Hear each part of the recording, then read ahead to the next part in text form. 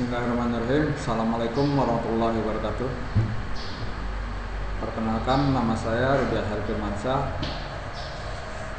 Kebetulan untuk kali ini Bapak mengajar di teknik kendaraan ringan kompetensi keahlian teknik kendaraan ringan otomotif.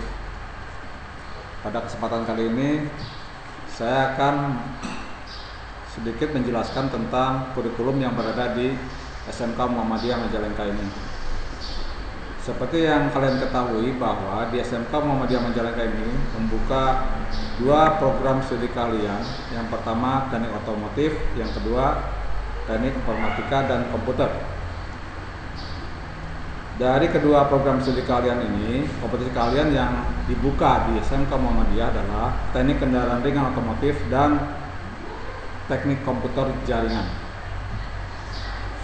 Adapun struktur kurikulum pada tahun ajaran 2019-2020 untuk SMK Muhammadiyah Jatiwangi dan Majalengka sepenuhnya mengimplementasikan kurikulum 2013 revisi sejak tahun 2019-2020, yang mana di dalamnya terdapat 3 muatan atau struktur kurikulum. Yang pertama adalah muatan nasional, yang kedua muatan kewilayahan, yang ketiga kompetensi keahlian.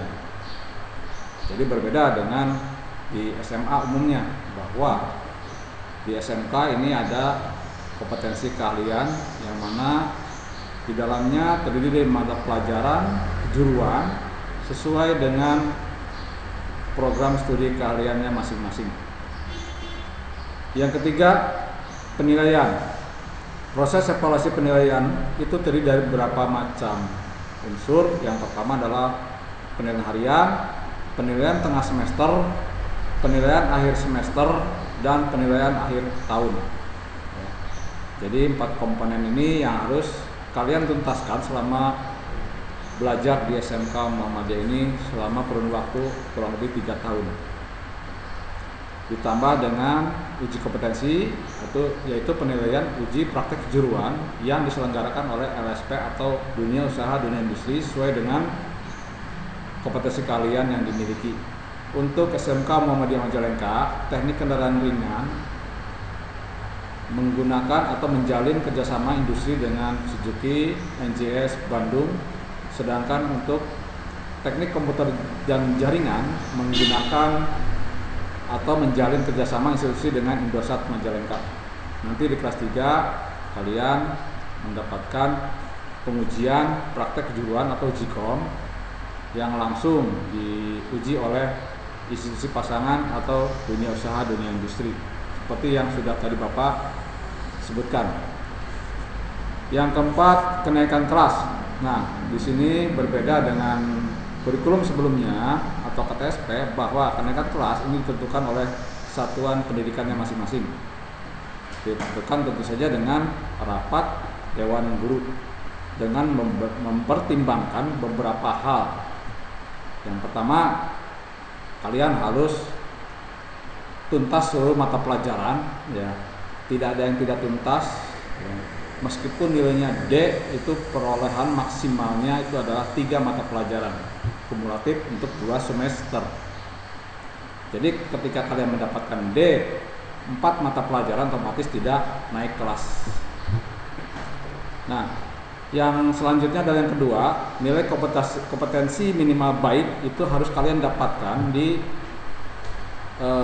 penilaian mata pelajaran akhlak mulia dan budi pekerti, termasuk dengan mata pelajaran C2 atau kompetensi keahlian itu minimal baik. Kalau kita KKM 75, Anda tidak boleh kurang dari 75. Tentu saja itu dinyatakan tidak naik kelas. Nah, jadi ada proses nanti yang namanya remedial atau bimbingan khusus, konseling untuk mendapatkan nilai lebih dari KKM tiap mata pelajaran. Yang kelima, kelulusan. Anda nanti kelas 3 diminta untuk menyelesaikan seluruh rangkaian program pembelajaran dari kelas 1 sampai kelas 3. Dari kelas semester 1 dengan semester 6 itu tidak boleh ada yang tertinggal. Semuanya harus tuntas. Ya, dinyatakan dengan nilai rapot. Yang kedua, memperoleh nilai minimal baik dan penilaian akhir untuk seluruh mata pelajaran kelompok agama dan akhlak mulia, kelompok kewarganegaraan dan kepribadian, kelompok mata pelajaran estetika dan jasmani olahraga kesehatan. Itu minimal baik. Jadi ketika Anda mendapatkan nilai KKM itu belum cukup, jadi harus di atas KKM. Yang ketiga, tentu saja Anda harus menempuh ujian sekolah, karena untuk tahun ajaran ini Anda tidak lagi menggunakan ujian nasional, UNBK ataupun apapun itu. Jadi patokannya adalah ujian sekolah yang nanti akan diterbitkan dalam bentuk pos dari Kementerian Pendidikan dan Kebudayaan. Pos untuk tahun 2020 dan 2021. Nanti terbit lagi ketentuan teknisnya seperti apa, nanti ditentukan kemudian untuk ujian nasional tingkat SMA dan SMK. Yang terakhir, di SMK itu ada praktek kerja industri atau PKL, yang tujuannya adalah mengimplementasikan materi selama Anda menempuh pembelajaran di sekolah. Biasanya PKL ini atau praktek ini dilakukan pada semester 4 atau awal semester 5. Nah, kaitannya dengan pandemi COVID-19 ini, tentu saja ada pengurangan pembelajaran di industri kaitannya dengan praktek kerja industri. Jadi seminimal mungkin Anda nanti pengurangan waktu dilakukan di industri selama menjalankan praktek kerja industri. Sebelumnya itu dilaksanakan sekitar 4 bulan atau 3 bulan, mungkin nanti juknisnya berubah menjadi 1 bulan atau 2 bulan. Nah, jadi itu saja mungkin yang bisa Bapak sampaikan. Selebihnya materinya bisa kalian unduh di Google Classroom. Di situ sudah Bapak upload ketentuan pembelajaran KBM selama masa pandemi COVID-19 ini beserta aturan-aturannya.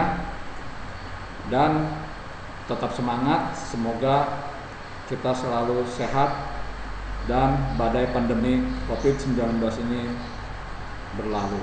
Terima kasih. Assalamualaikum warahmatullahi wabarakatuh.